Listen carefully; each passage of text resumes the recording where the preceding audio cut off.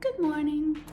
So, considering this is like my first official made for YouTube video for art things, I've been thinking about what I wanted to share first. And honestly, I feel like from what you guys have asked from me, I'm kind of just leaning toward like my top 5 tips for watercolor. So here you go. Now to start with tip number 1. Also, while you're at it, I'm a brand new baby YouTube channel, so if you guys could like and subscribe, that helps me out more than anything you probably could do. Commenting is great too, but anything you have time for, little like. Thanks.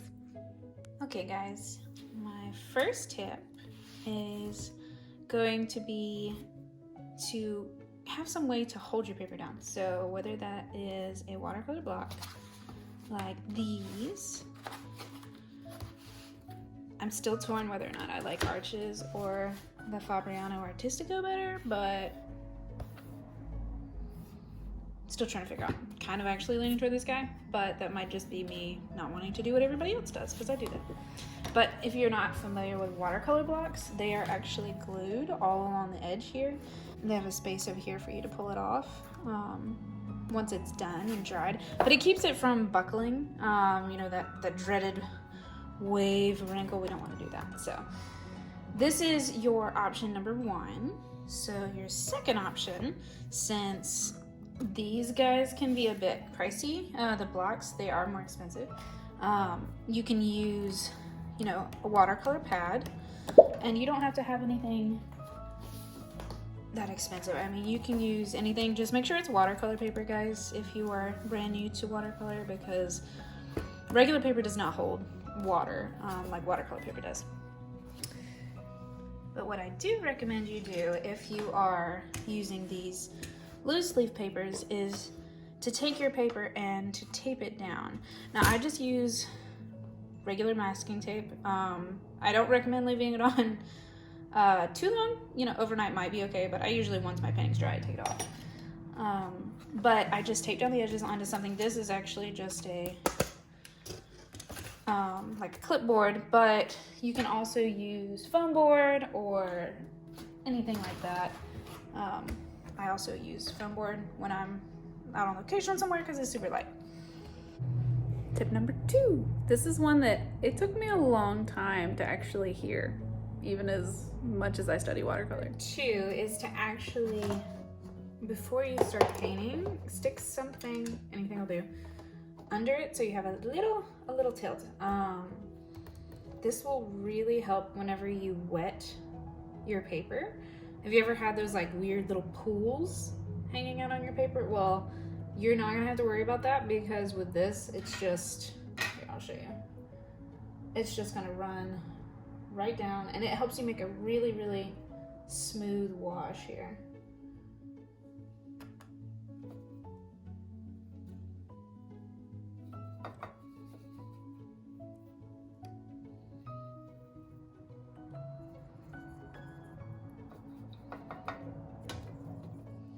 So this little tip is going to be magic for you when you want to do like a really smooth wash, because what you're going to do is you're going to keep,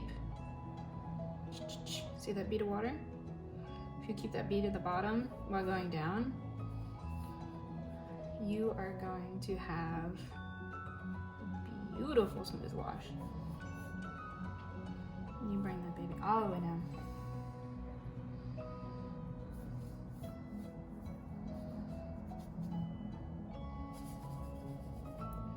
Some different color just to mix it up, because why not?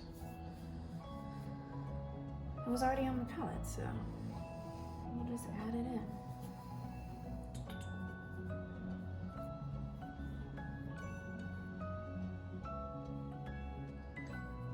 See, check it out. Look how much water is on here. Like, you can see it's wet, like, and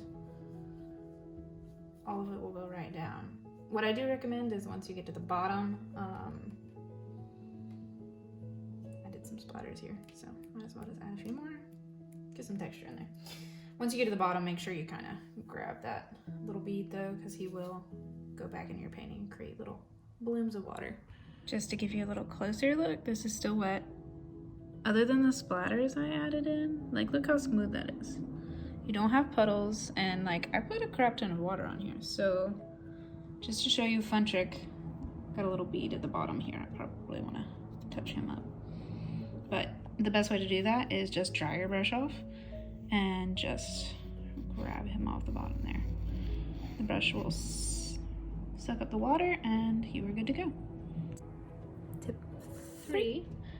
This, I cannot stress enough, this might be me personally, but it has been a huge help in making me looser with my paintings, is when you have a choice of brush, like size up, like go for the bigger brush.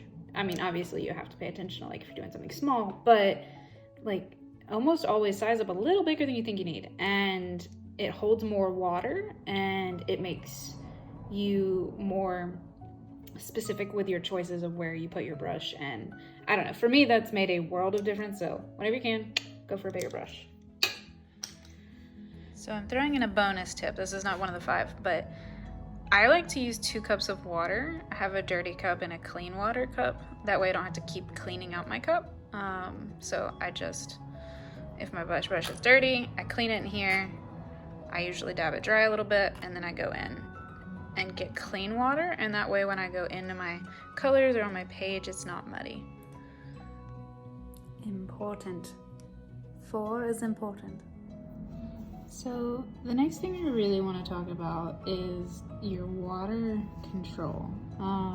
This is a huge thing to me when it comes to watercolor painting, because if you put on too much water, you'll start getting, you know, these puddles, and sometimes you really just need to dab your brush back off, especially after first mixing your paints. But water control is literally everything, in my opinion, when it comes to doing these. I struggle to talk and paint at the same time. But when you are painting with watercolor, you really have to pay attention. And tip number 5, I use this one all the time, is something that a lot of people call a thirsty brush. But basically this can be, it doesn't even have to be a completely dry brush. A lot of times mine isn't. I'll actually wet it so you can see it works. I wet it and then dried it off on my paper. But what you can do with this, and I use this all the time to add details, while your paint is still a little wet, not too shiny, so see how it's pretty wet down here, but more like up here, you can go in and actually pick up pigment and create highlight, shape.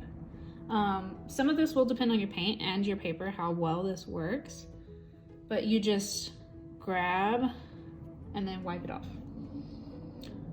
And this is such a fun way to kind of add some more texture and lots of dimension. And sometimes you might even have to go in a couple times, but a thirsty brush is one of my favorite things to do, actually. I love seeing how it changes things.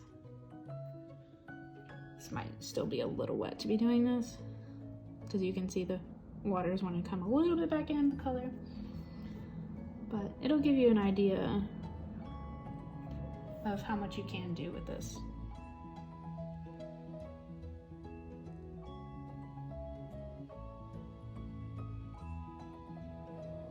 There you go, guys. Those are my 5 tips for watercolor, and this is not a beginning to end comprehensive anything for watercolor. This is just an idea. This is just to give you maybe something you haven't heard before, and if you're already dabbling in watercolor, I mean, even if you're a beginner, you can go ahead and start applying these tips and hopefully they help.